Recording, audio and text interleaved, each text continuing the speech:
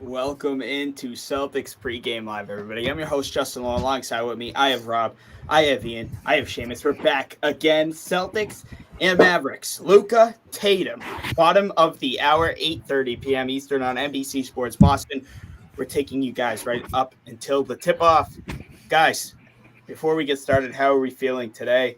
Rob, I know you're a little under the weather, but overall, guys, how are we feeling about this game? Big game tonight. I'm excited for a great game tonight. These teams are pretty even. I'm ready. This is the Dallas Mavericks, who have Luka Doncic, Kristaps Porzingis, guys like Tim Hardaway Jr., Dwight Powell, who the Celtics had before that Rondo trade back in 2014. But they're now opponents. This is a big one, guys. Now, Celtics, no matter what, come out with a positive, outlook on this. Like Seamus said the other day, these are all building blocks. How serious is this? Have these wins been on the road trip so far? It's definitely building blocks in the correct direction. But no matter what, Celtics is going to go home with either 3-0 record, hopefully, or a 2-1 record, winning record on this road trip. But I'm hoping for a 3-0 record. This is huge, guys.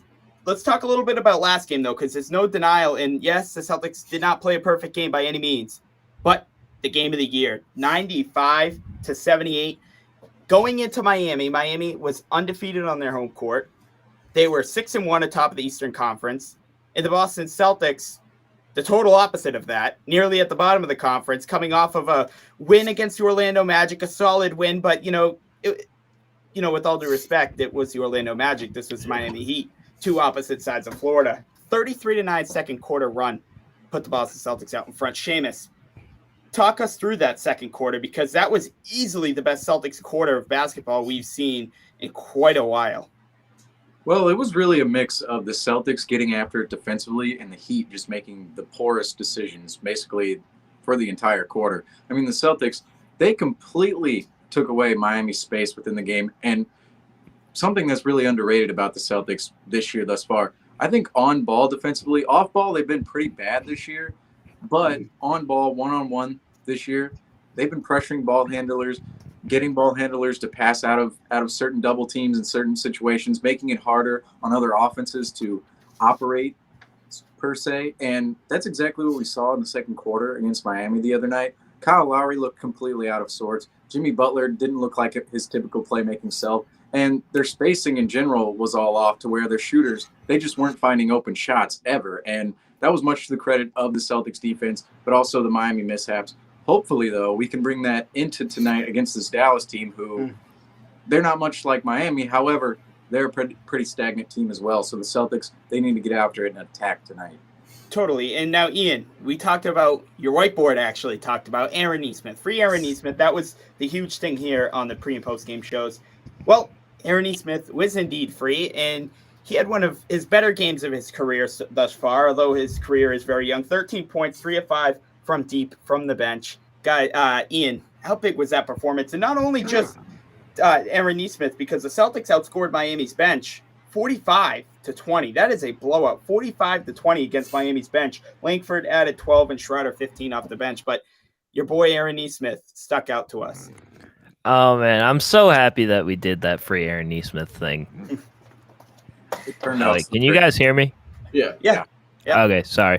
It's just for some reason it's not saying that my mic's working. Anyway, but yeah, so I'm happy we finally freed Aaron Nesmith, and he brought us the energy that we have been missing the entire season so far up to that point.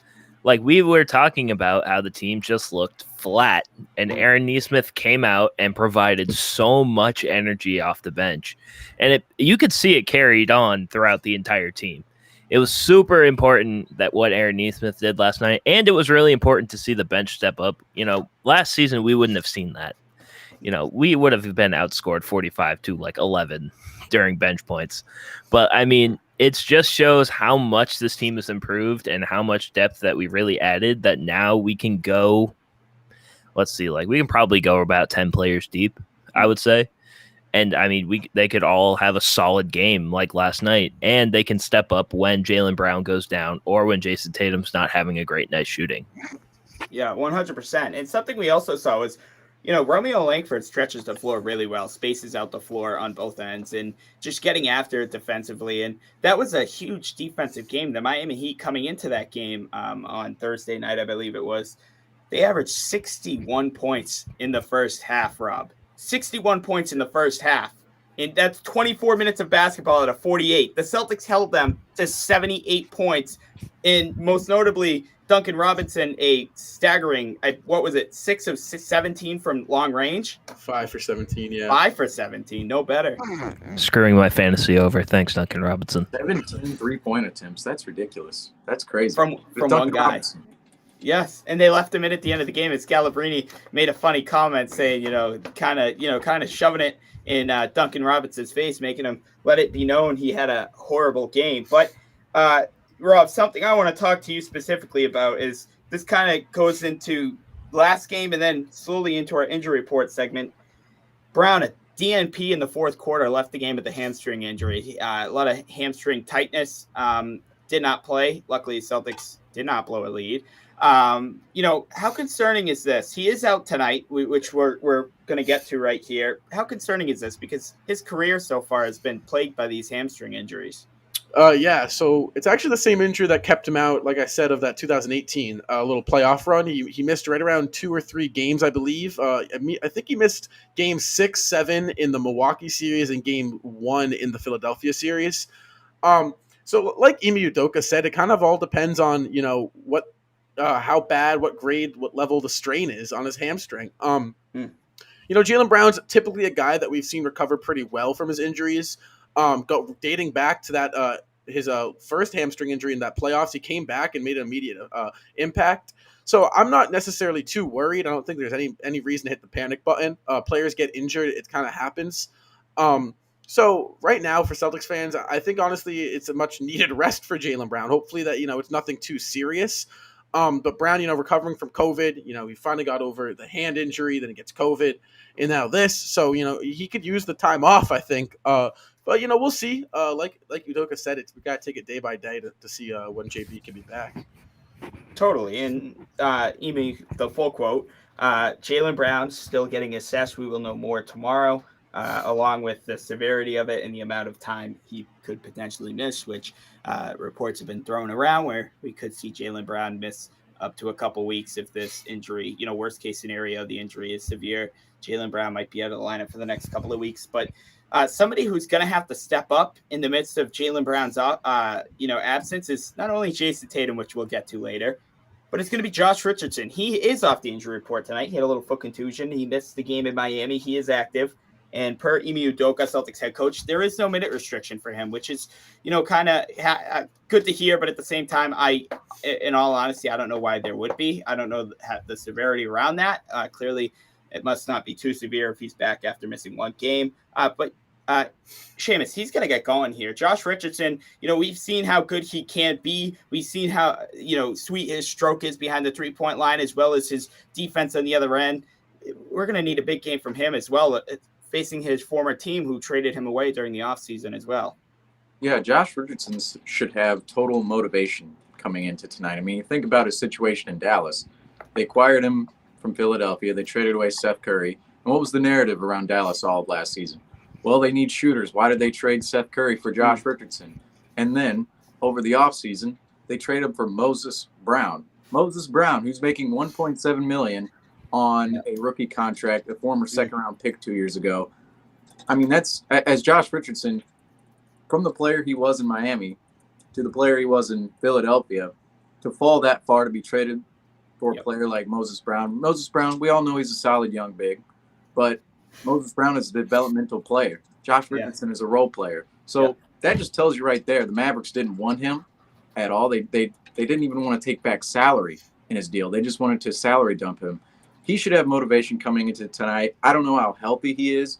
Hopefully, obviously there's no restrictions and he only missed one game, so hopefully he is ready to go tonight. But I'm really looking at the defensive side of things with Josh Richardson tonight. He needs to be better on ball. He's been a little up and down this whole season. And off ball, Josh Richardson, I mean, he's been fairly solid this year, and I hope that continues tonight against his former team. Yeah, and like you said, we're going to need big production out of him. Ian, he's coming off the bench tonight. So the starters were reported Schroeder in place of Jaylen Brown, as Rob just that was good. Schroeder coming in for Jaylen Brown. Marcus Smart starting alongside. Is it still Horford, Tatum, and Williams in the front court? Yep. So those 5 will get the start. Richardson coming off the bench. We're going to need another big bench game, Ian, because, we missed Jaylen Brown, who is arguably, besides Al Horford, the hottest Celtic. Definitely. Jaylen Brown has been, Major pause, actually. Let's Oh. take a moment of silence. As I was saying, Jaylen Brown has basically been our MVP outside of Al Horford this season.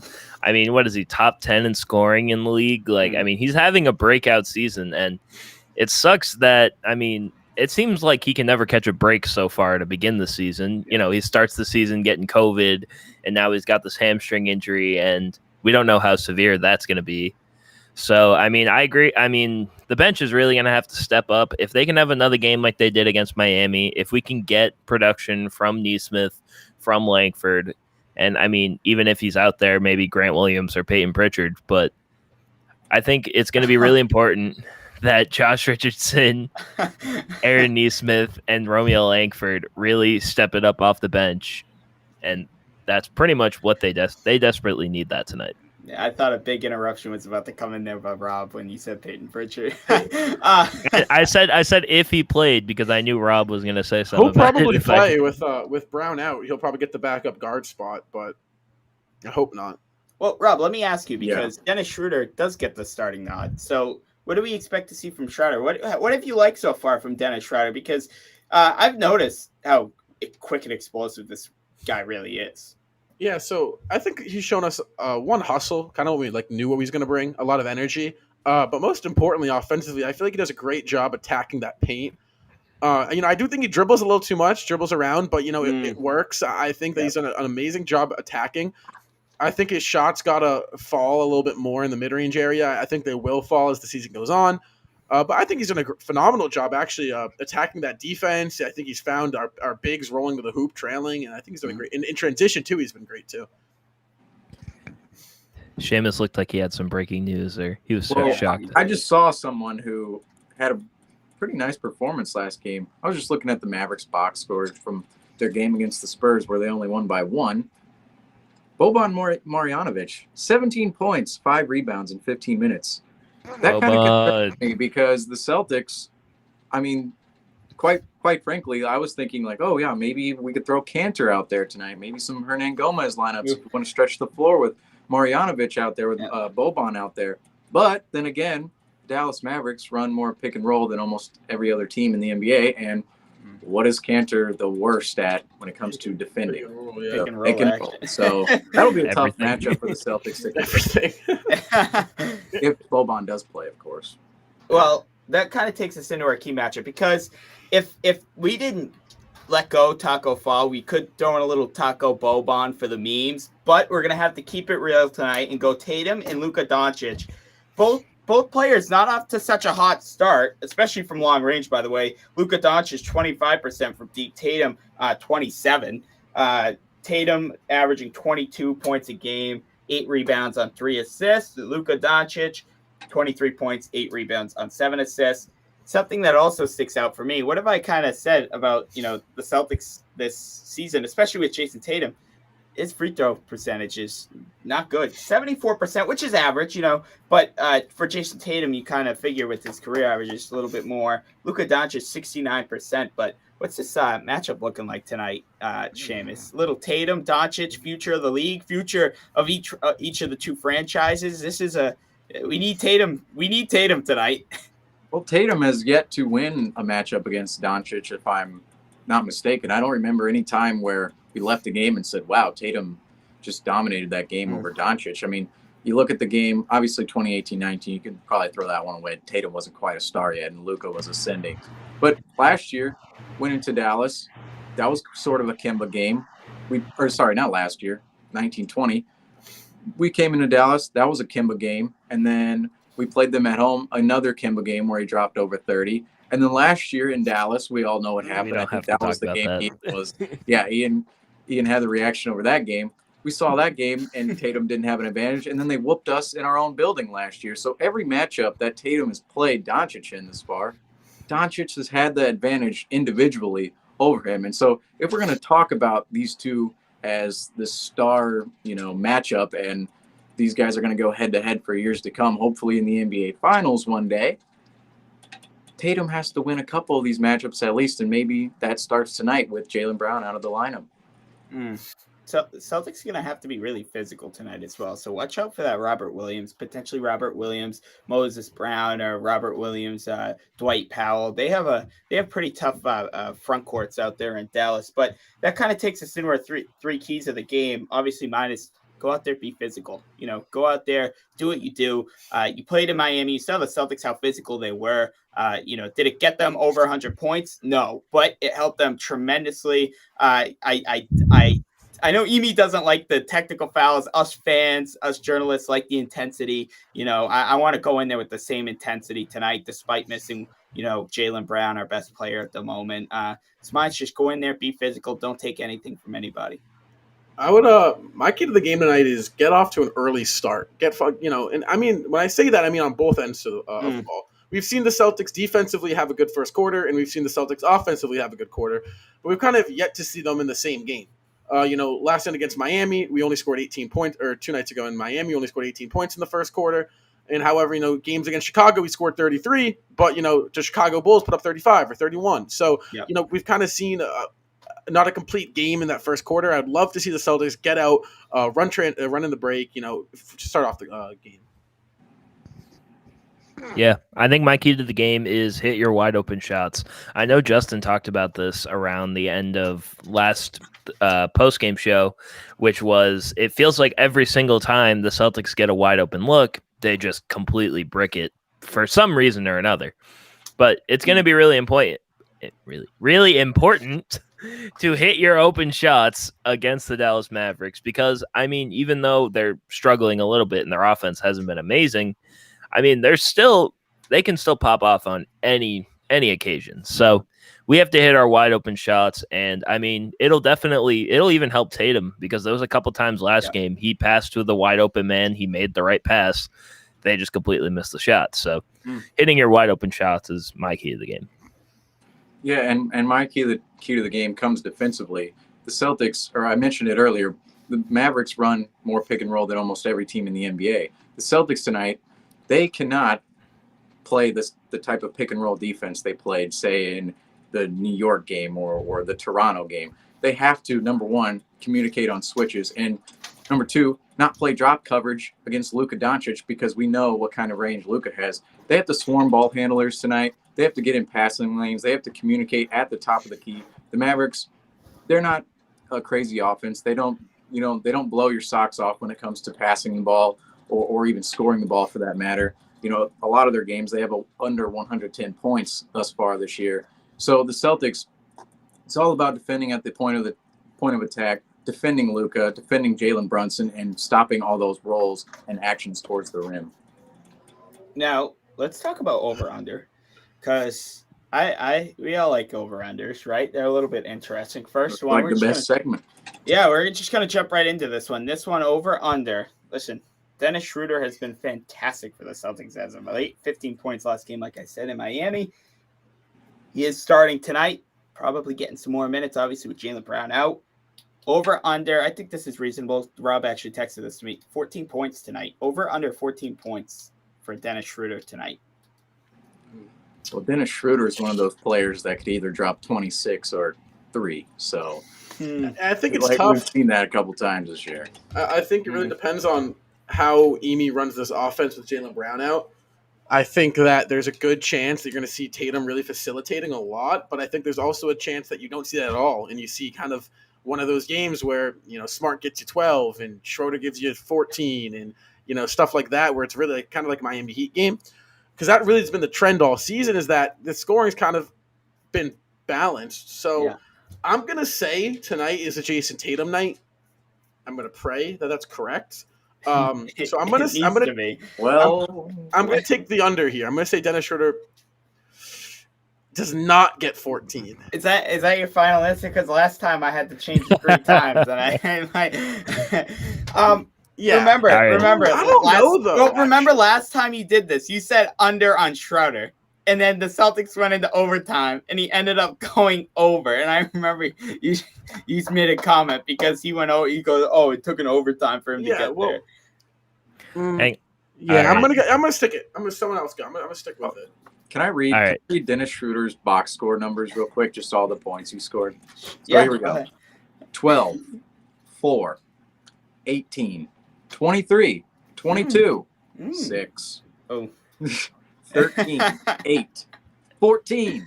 So, he hovered around that number the last 3 games, sort of, except for the 8-point game. I think he's probably due for a 20-point game again. He's only had 2 this season. They're back-to-back. I'm going to go over 14 points on Schroeder tonight. I don't feel great about it, but I think he's due for a game. I'm going over, and I feel pretty good about it. I'm not gonna lie. I feel pretty good. That's all I'm gonna say. I don't have the stats like Seamus. I'm a little bit jealous, but I'm gonna go with over for Dennis Schroeder for 14 points. Seamus he actually proved my point. I was actually going to use that box score in my argument, but I'm still going. I'm still going over. Someone has to score the ball since Jaylen Brown's not there, and I mean, unless Marcus Smart goes like 11 for 11 from 3 tonight, I don't see anyone else but Schroeder and Tatum scoring. So I think Schroeder's going to go over. All right. Okay. So we're gonna stick with the man. I'm not. We're gonna stick with Al Horford. Actually, double tonight. Over Young under. Al. Over obviously means he gets it. Under means he doesn't get it. Over. Hit the over. This I'm one's hitting the spooky over too. automatic. Over for me. I don't know how many times this season I'm going to bet against Al Horford. That's just never going to happen. You could be like, he's going to get a triple-double in blocks. I'm like, sure. I'm not betting against Al Horford tonight. No way. But yeah, he's double-double tonight. So, Ian, what are we saying? All right, just because Seamus stole my stats last time, I'm stealing his this time. He has 6 double-doubles this season, and he had 4 in a row. Oh, well, no, he didn't have 4 in a row, but he almost had 4 in a row. Anyway, I'm going over. I'm never doubting Al Horford, Defensive Player of the Year. Yeah, how is he not in the lead right now? I want to know this. No. We got all these talking heads in the media. I've never seen Al Horford play at 35 years old yet. They don't know. I'm going to be honest with you guys. I don't have a prepared third over-under, but I feel as if we really need to knock this Jason Tatum over under until we freaking get it. Wait.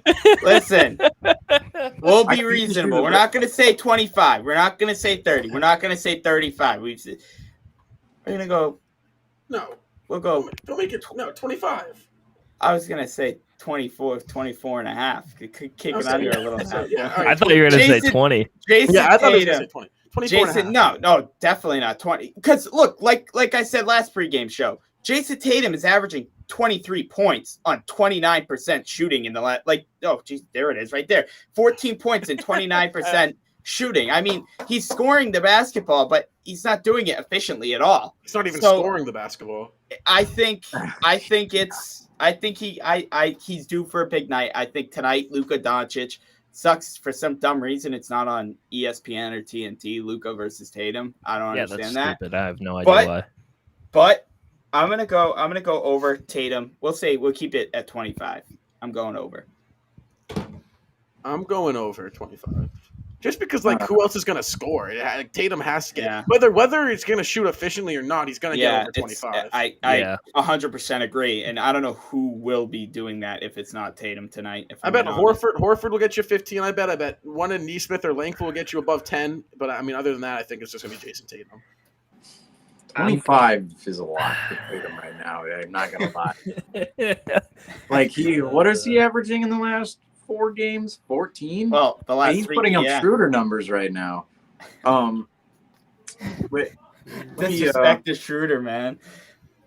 Tatum at I'm looking at DraftKings here. Tatum, he's plus 130 to score over 30 points tonight. I don't like those odds at all. Because When's the last time we saw him score over 30? 2 weeks Tonight. ago in Charlotte? Oh, well, it will be tonight.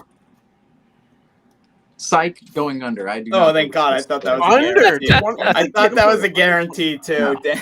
Oh man, yeah. I mean, Ian, the pressure lays on you. I know, and I want to say under because Tatum has just been abysmal over the last 3 games, but I feel like you I don't can't. know. I feel like So wait, I'm Jamin, gonna go. You're going what? Under? I was gonna go over because Jamin, someone has to score, and I mean we've been saying it for the last like 3 or 4 games, like, oh, this is gonna be Jason Tatum's breakout. This is gonna be Jason Tatum's breakout. Well, I mean now Jaylen Brown's not there, so now he doesn't really have a choice. So he needs to score the basketball. So this is gonna be Jaylen. well, no. Let me ask this is Jamin Jason Tatum's breakout. Let me ask This Jamin is like this. betting on the Lions right now with Jason. It's like this is going to be the Sunday. They're winning today. I can't tell you how many Lions parlays that I've just completely fumbled on this year because I'm like, oh yeah, sure, they'll beat the Eagles. Seamus, let me ask you this 24-6. because we are getting pretty close to tip off. So I just want to ask you that. It's not that the Celtics. This isn't are the Celtics going to win? Celtics going to lose? Question. This is if Jason Tatum's not scoring the basketball tonight. Is this more of a balanced game? You're saying, or are you saying you think somebody else is going to be able to step up tonight? I mean, I think overall it should be a balanced game out there. I mean, we saw it. We don't necessarily in that Heat game and that Magic game. Jaylen Brown, he only had 17 points the other night, while Tatum had 10, and they all came in the fourth quarter. I think it's going to be a balanced game, or I don't see a scenario in which we blow them out like we did and we did with Miami. Yep. I think it's more of a back and forth game. I think it's going to be a game that probably comes down to the last couple of possessions. These two teams are matched up pretty well. They shoot a lot of threes. They play at the same pace. They're very similar in their offensive style I shouldn't say offensive style, in the way that they stagnate their offense a lot, which is not particularly good, but both teams have that issue. I think it's going to be an even matchup tonight. Also, Jason Tatum's over-under on DraftKings, 27.5. That's high. That feels high. And you only get, for the under, it's only minus 115. So, terrible odds. Don't take those, folks. For Tatum under, no way.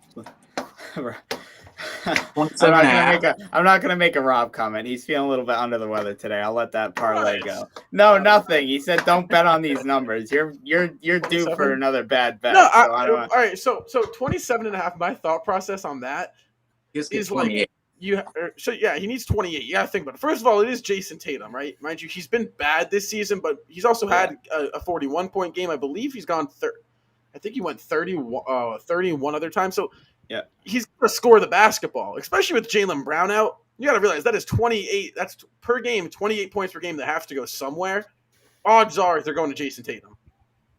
Well, and no one else is going to take his shots. I mean, all the shots that Jaylen Brown would have taken are probably just going to keep going to Jason Tatum because, I mean, unless you're going to give it to Marcus Smart, then yeah.